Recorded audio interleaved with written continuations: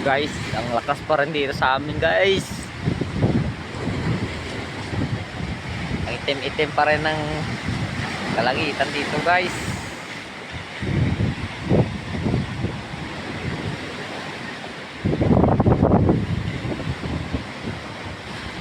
Hindi pa rin umina yung hangin.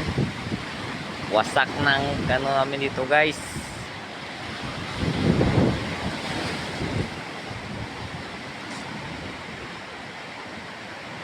Namumulot na sila ng kahoy diyan guys.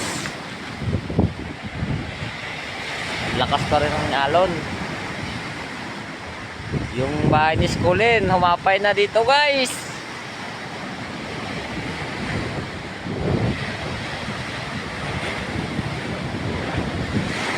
Yan, ang lalaki ng alon guys. Manalaba tayo ngayon guys.